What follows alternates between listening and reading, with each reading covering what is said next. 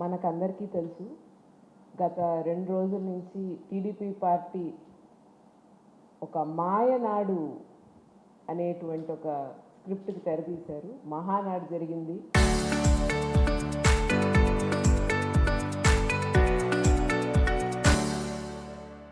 అది మహానాడని నేను అనుకోను, అది మాయనాడని అంటాను. ఎందుకంటే ఉన్నవి లేనట్టుగా, లేనవి ఉన్నట్టుగా మాయ చేసేటువంటి ఒక ప్రోగ్రాము మాయనాడు. మీరు మహానాడు ప్రోగ్రాం ఎలా చేశారు, ఎందుకు చేశారు, ఇవన్నీ మేము అడగం. సరే, ప్రతి పార్టీ వాటికి సంబంధించిన ప్రోగ్రాములు చేసుకుంటుంది. పబ్లిసిటీ కొద్దీ ఎంత డబ్బులు టీడీపీ పార్టీ ప్రజల డబ్బులు వేస్ట్ చేస్తుంది అనేటువంటి దాని మీదకి వెళ్తే ఒక మహానాడని కాదు, అన్నిటి మీద మాట్లాడాల్సి ఉంటుంది. సరే, అవన్నీ కూడా పక్కన పెడితే మహానాడు మహిళల థీమ్లో పెట్టారు. ఆంధ్రప్రదేశ్లో మహిళలకు రక్షణ లేదు, కానీ టీడీపీ పార్టీ మాత్రం మహానాడు లేడీస్ థీమ్ మీద పెట్టింది. మహిళా శక్తి, మహిళా థీము, రకరకాలైనటువంటి క్యాప్షన్లు బాగా అరేంజ్ చేస్తారండి. ఇప్పుడు మనకి మూవీలో పైన పేరు, దాని కింద క్యాప్షన్ ఎలా అయితే అరేంజ్ చేస్తారో అంత ఐ క్యాచింగ్గా అందరికీ వెంటనే రిజిస్టర్ అయ్యేలాగా అయితే అన్నీ రిజిస్టర్ చేస్తారు. సరే, తీరా ఈ మహానాడులో చూస్తే మహానాడుకు వచ్చినటువంటి మహిళల్ని ఎలా తీసుకొచ్చారు? డిఆర్డిఏల్ని పెట్టి, విఓఏల్ని పెట్టి బలవంతంగా మహిళల్ని నిర్బంధించినట్టు తీసుకొచ్చారా లేదా? అంటే మహిళలకి సంబంధించిన థీమ్ పెట్టాం కాబట్టి, మహిళలు మీ ముఖం చూడడానికి కూడా ఇష్టపడట్లేదు కాబట్టి, మహిళల్ని ఎలాగైనా అక్కడ పెట్టారు కాబట్టి వాళ్ళ మీద కూడా దౌర్జన్యంగా తీసుకొచ్చి వాళ్ళని అక్కడ కూర్చోబెట్టారు. ఈరోజు ఆంధ్రప్రదేశ్ మహిళలు టీడీపీ పార్టీ నాయకుల్ని వద్దనుకుంటున్నారు అనేది ఎంతో క్లియర్గా, క్లారిటీగా ఉండేటువంటి విషయం. మీరు దాన్ని తిమ్మిని బొమ్మి చేయడానికి ఇప్పుడు ఈ మాయలన్నీ చేస్తున్నారు, ప్రజలు నమ్మట్లేదు. మీకు అసలు మహిళల మీద మాట్లాడే హక్కు ఉందా? మీరు ఆలోచన చేసుకోవాలి. మహిళల్ని మీరేం చేస్తారు? మహిళల ఓట్లు కావాలి కాబట్టి ఈరోజు ఈ నాటకాలన్నీ ఆడుతున్నారు. మహిళల ఓట్లు కావాలి, మీటింగులకు మహిళలు కావాలి, ఉపన్యాసాలు ఇవ్వడానికి మహిళలు కావాలి, ఇవన్నీ మహిళలు కావాలి. కానీ మహిళల రక్షణ గురించి పట్టించుకోరా? కనీసం వాళ్ళ గురించి చేసిన పాపానైనా పోయారా టీడీపీ పార్టీ వాళ్ళు? కానీ చంద్రబాబు నాయుడు గారికి నిజంగా మహిళలు అంటే చిత్తశుద్ధి ఉంటే, మహిళలంటే గౌరవం ఉంటే, మహిళల పట్ల అంత ఆలోచన ఉంటే ఎందుకని మహిళలకి సంబంధించినటువంటి హామీలు పూర్తి చేయలేదు? ఆడబిడ్డ నిధి ఏమన్నారు? నెలకి 1500, అంటే సంవత్సరానికి 18,000. ఇప్పటికి 2 సంవత్సరాలు పూర్తవుతున్నాయి. మీరు మొదటి సంవత్సరం నుంచి ఇచ్చిండుంటే ఇప్పటికి 36,000 బకాయి పడ్డట్ట లేదా ప్రతి మహిళకి? ఏమన్నారు? 18 ఏళ్ళ నుంచి 60 ఏళ్ళ ప్రతి మహిళకి ఆడబిడ్డ నిధి ఇస్తామన్నారు. దానిపైన ఏమన్నారు? మామూలు పెన్షన్లు ఇస్తారు 60,000 పైన. ఆబ్వియస్లీ ఇప్పుడు ప్రతి మహిళకి ఆ 1500 అనేది రావాలి కదా, నెలకి వస్తుందా? దాన్ని వదిలేస్తారు గాలికి, దాని గురించి రకరకాలుగా మాట్లాడుతుంది. సరే, దాన్ని పక్కన పడేశారు.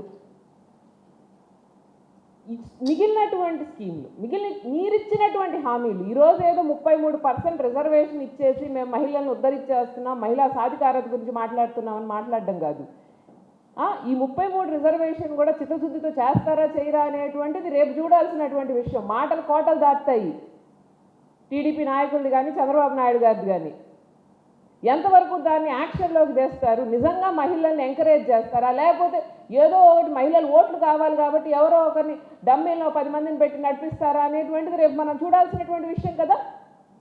ఈరోజు మహిళలకు చెప్పిన ఏ వాగ్దానం కూడా చంద్రబాబు నాయుడు గారు కానీ టీడీపీ నాయకులు కానీ నిలబెట్టుకోలేకపోయారు కదా. అటువంటిది ఈరోజు మీరు ఇటువంటి మాటలు మాట్లాడుతుంటే, రకరకాల మాటలు, ఉన్నవి లేనట్టు చెప్పడం, లేనవి ఉన్నట్టు చెప్పడం. ఈరోజు మహానాడులో మీరేం చెప్పారండి? శక్తి యాప్ని పాపం వీళ్ళు కనుక్కున్నారంట మహిళల రక్షణ కోసం. దిశ యాప్ని కాపీ కొట్టి అది శక్తి యాప్ అని చెప్పి కనీసం ఎమర్జెన్సీ సర్వీసెస్ మీరు సరిగ్గా చేయట్లేదని పైన సెంట్రల్ నుంచి చీవాట్లు పెట్టారు. ఉన్న సర్వీసెస్ చేయడం చేత కాదు, కానీ శక్తి యాప్ కనుక్కున్నారంట, దానివల్ల మహిళలకు చాలా లబ్ధి చేకూరిందంట. అప్పట్లో ఉండే దిశ యాప్, దిశ చట్టాలు తీసుకురండి అయ్యా, మహిళలకు రక్షణ లేదని చెప్పి రోజు గగ్గోలు పెట్టుకుంటున్నాం. పోనీ శక్తి యాప్నైనా సరిగ్గా నడుపుతున్నారంటే అది లేదు. అంగన్వాడీ ఆయాలకంట వీళ్ళు పెంచారు అని జీతాలు చెప్పుకున్నారు. ఆశా వర్కర్లకు కానీ అంగన్వాడీ వాడీలు అంటే ప్రజలకి గుర్తుండదా? ఏ సంవత్సరంలో ఇవన్నీ జరిగాయన్న ఆలోచన లేదా? దానికి సంబంధించినటువంటి పేపర్లైనా బయటకు వస్తాయన్న ఆలోచన చేయట్లేదా? లేకపోతే మీరేమనుకుంటున్నారు, ఎలాగూ మేము అబద్ధాలు చెప్తామనేది ప్రజలకు తెలుసు, మహిళలకి తెలుసు, కాబట్టి మేము అన్ని రకాల ప్రిపేర్ అయిపోయాం, ప్రజలు కూడా అబద్ధాలు చెప్తున్నారని అనుకుంటారులే, ఏముంది దానివల్ల మనకు వచ్చే నష్టం ఏముంది, ఏదో 10% 20% ఎవరో ఒక నమ్మకపోతారా అన్నటువంటి ఆలోచన తప్ప నిజంగా చేసినటువంటి పనులు ఏమన్నా ఉన్నాయా? అవి చెప్పుకున్నారా? మహానాడులో మీరు అబద్ధాలు చెప్పారు. చంద్రబాబు నాయుడు గారిని పొగిడారు, లోకేష్ బాబుని పొగిడారు, జగనన్నని తిట్టారు. ఇది మహానాడు ఎజెండా, ఇదే మీరు చేసింది, ఇదే. మహిళలకి మీరు ఏ రోజు ఏమీ చేయలేదండి. ఒక ఆంధ్ర రాష్ట్ర మహిళగా మాట్లాడుతున్నాను నేను ఈ మాట. మాకు ఈ రాష్ట్రంలో రక్షణ కూడా కరువైపోయింది. మీరిచ్చిన హామీలు పూర్తి చేసి కనీసం ఈ మహానాడు మహిళా టీంలో పెట్టుంటే బాగుండేది. మనం ఇదివరకు అనుకున్న ఆడబిడ్డని ఇదైతే పూర్తిగానే ఎత్తేసారు. వితంతు పెన్షన్లు, భర్తకి పెన్షన్ వస్తా ఆ భర్త చనిపోతే ఆ భార్యకు పెన్షన్ ఇస్తున్నారు, అంటే షిఫ్ట్ చేస్తున్నారు. ఆ పెన్షన్ ఆల్రెడీ ఇచ్చేది, కొత్త పెన్షన్లు ఇవ్వట్లేదు. ఒకవేళ భర్తకి పెన్షన్ లేకుండా చనిపోయినటువంటి భర్త ఉంటే ఆ పెన్షన్ రావట్లేదు, వితంతు పెన్షన్. ముందు పెన్షన్లు అన్నీ పెండింగ్ ఉన్నాయి 2 ఏళ్ళ నుంచి. వీటి గురించి పట్టించుకున్న పాపాన్ని ఎవరూ పోలేదు. ఆ తల్లికి వందనం, ఎంతమందికి అండి మోసం చేసేది, ఎన్ని రకాల మోసం చేసేది మీరు.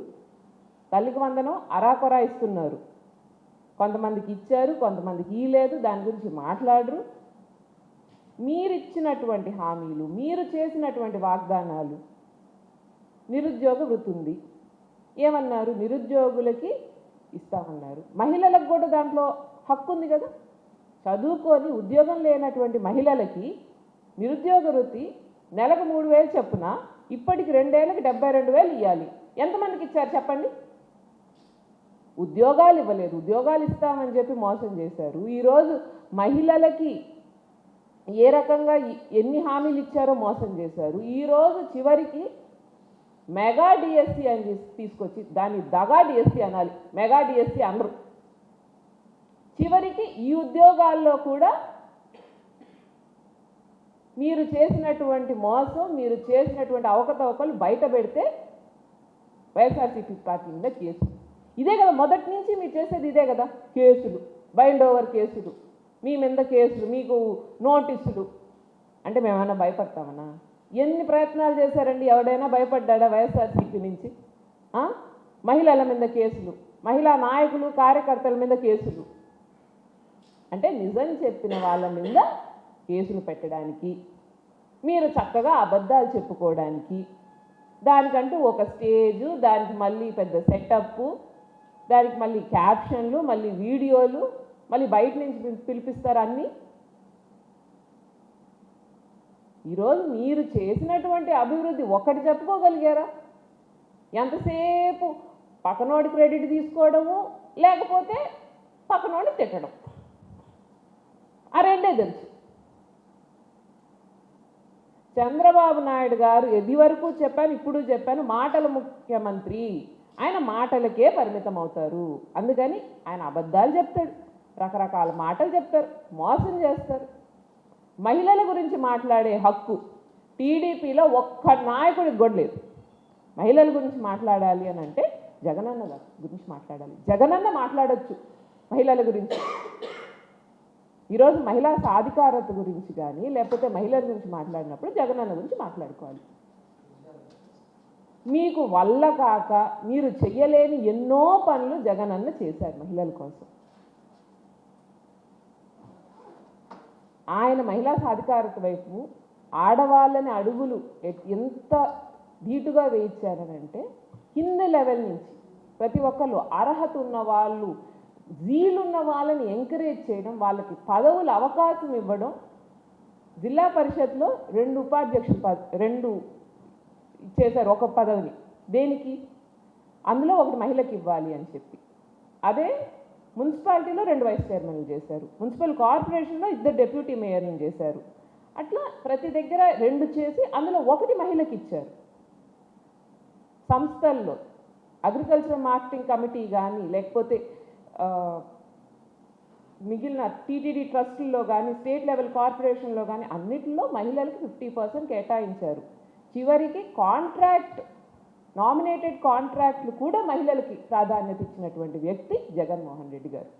మా జగనన్న చేసిన దాంట్లో కనీసం 50% చేసి, 50 కాదు 10% చేసి పెట్టుకోండి.